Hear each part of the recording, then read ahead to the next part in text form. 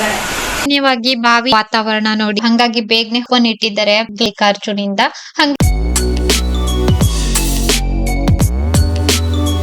Hello ಸ್ನೇಹಿತರೆ, welcome back to my channel. Good morning ಸ್ನೇಹಿತರೆ. ಸೋಮವಾರದ ವ್ಲಾಗ್ ಇದು.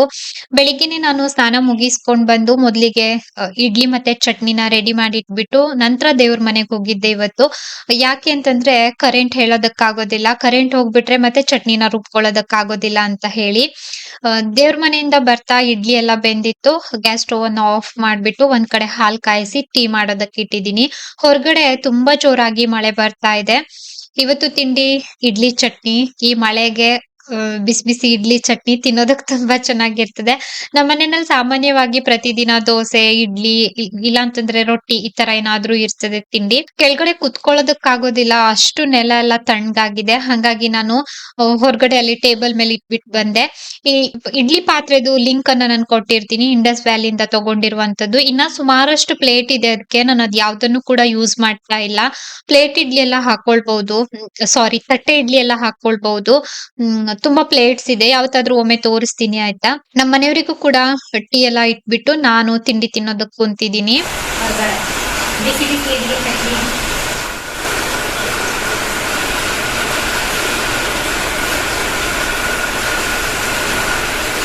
ಒಂದು ಹಸು ಬಂದು ಮೇಯ್ತಾ ಇತ್ತು, ನಾನು ನೀರ್ ತರೋದಕ್ಕೆ ಅಂತ ಬಾವಿಗೆ ಹೋಗ್ತಾ ಇದ್ದೀನಿ. ಹಂಗೆ ಅಲ್ಲೇ ನಿಂತ್ಕೊಂಡು ಅಕ್ಕನ ಜೊತೆ ಮಾತಾಡ್ತಾ ಇದ್ದೆ. ಅಕ್ಕ ಬಟ್ಟೆ ವಾಶ್ ಮಾಡ್ತಾ ಇದ್ರು.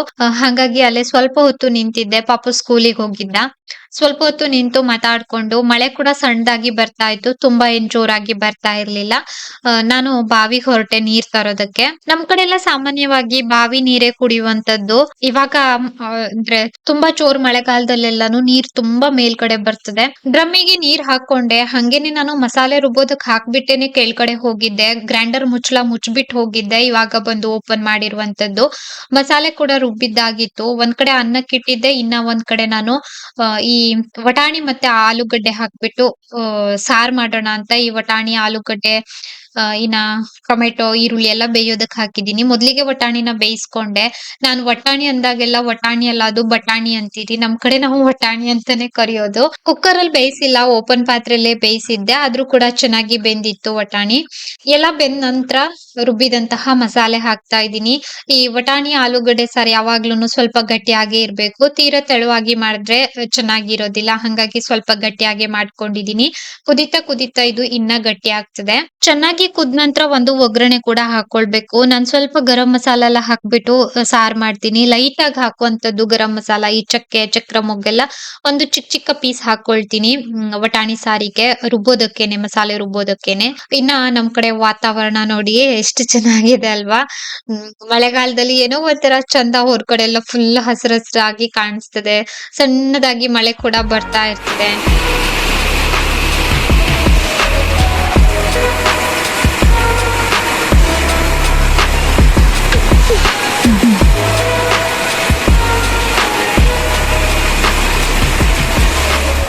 ಮಂಗಳವಾರದ ಕ್ಲಿಪ್ಪಿಂಗ್ ಇದು.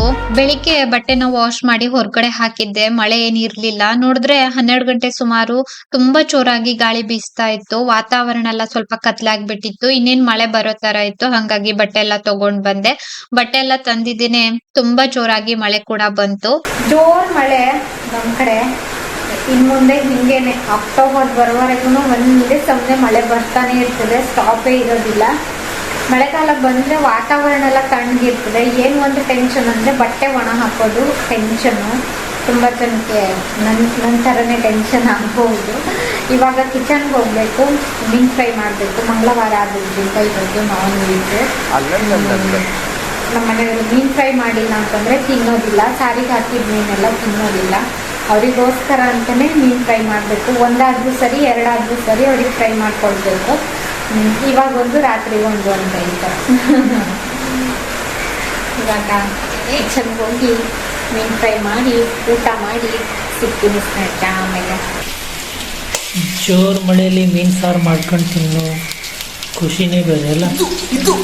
ಈ ಕಡೆ ಮಳೆ ಬರ್ತಿರ್ಬೇಕು. ಮೀನ್ ಫ್ರೈ ಮಾಡೋಣ ಅಂತ ಕಿಚನ್ಗೆ ಬಂದೆ.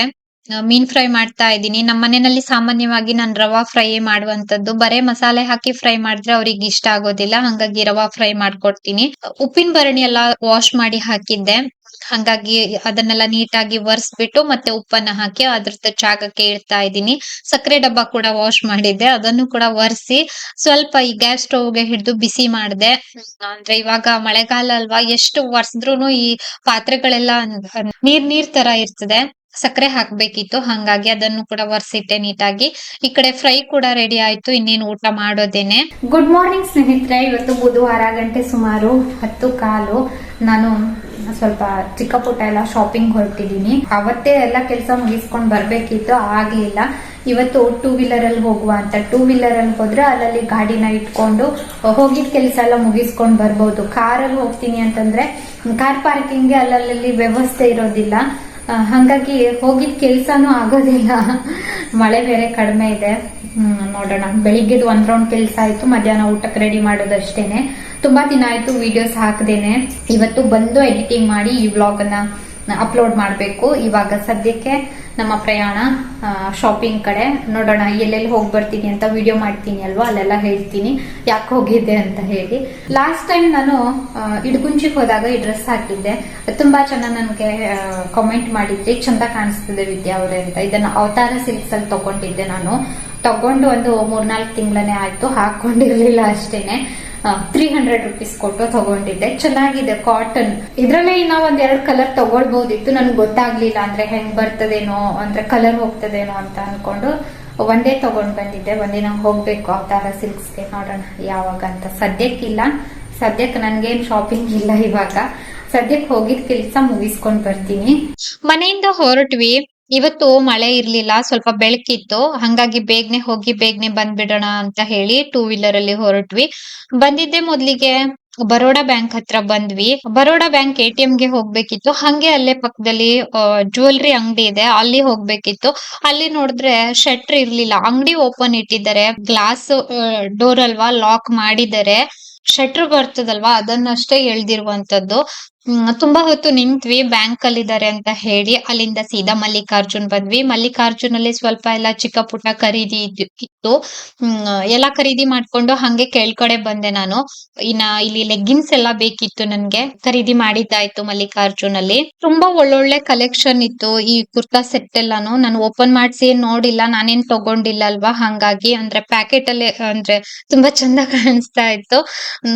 ಸ್ಟಾರ್ಟಿಂಗ್ 750 ಇಂದ ಅಂತ ಹೇಳಿದ್ರು ಕಾಟನ್ ಸೆಟ್ ಎಲ್ಲಾನು.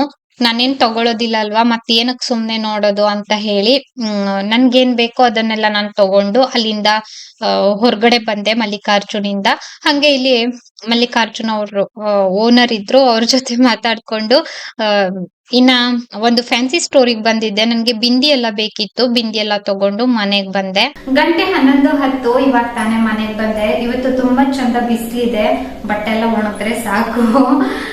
ಹೋಗಿದ್ ಕೆಲ್ಸ ಎಲ್ಲ ಆಯ್ತು, ಅದ್ರ ಒಂದೇ ಒಂದ್ ಕೆಲ್ಸ ಆಗ್ಲಿಲ್ಲ. ನಂದು ಕಾಲ್ಗೆಜ್ಜೆ ಒಂದು ಕಟ್ ಮಾಡಿಸ್ಬಿಟ್ಟು ಅದನ್ನ ವಾಶ್ ಮಾಡಿಸ್ಬೇಕಿತ್ತು, ಹಂಗಾಗಿ ಹೋಗಿದ್ದೆ. ಅಲ್ಲಿ ಶಟ್ರ್ ಅಂಗಡಿ ಓಪನ್ ಇಲ್ಲ. ತುಂಬಾ ಜ್ಯುವೆಲ್ರಿ ಅಂಗಡಿ ಇದೆ ಹೊನ್ನಾವರದಲ್ಲಿ, ಇಲ್ಲ ಅಂತ ಅಲ್ಲ. ನಾನು ಸಾಮಾನ್ಯವಾಗಿ ಅಲ್ಲೇ ಹೋಗ್ತಾ ಇದ್ದೆ. ಮತ್ ಒಂದ್ ಚಿಕ್ಕದಕ್ಕೆ ಯಾಕೆ ದೊಡ್ಡ ದೊಡ್ಡ ಅಂಗಡಿ ಎಲ್ಲ ಹುಡಿಕೊಂಡು ಹೋಗೋದು ಅಂತ ಹೇಳಿ ವಾಪಸ್ ಬಂದೆ ನಾನು ಅಲ್ಲಿಂದ. ಮಲ್ಲಿಕಾರ್ಜುನ್ ಹೋಗ್ಬೇಕಿತ್ತು, ಅಲ್ಲೆಲ್ಲ ಹೋಗಿ ಬಂದೆ. ಎಲ್ಲ ಕೆಲ್ಸಾನು ಆಯ್ತು. ಸಾಧ್ಯವಾದ್ರೆ ಇವತ್ತು ಈ ವಿಡಿಯೋನ ಪಬ್ಲಿಷ್ ಮಾಡ್ತೀನಿ. ಈ ಬ್ಲಾಗ್ ಅನ್ನ ನಾನು ಇಲ್ಲಿಗೆ ಎಂಡ್ ಮಾಡ್ತಾ ಇದ್ದೀನಿ ಸ್ನೇಹಿತರೆ. ವಿಡಿಯೋ ನೋಡಿದ್ದಕ್ಕಾಗಿ ಧನ್ಯವಾದ.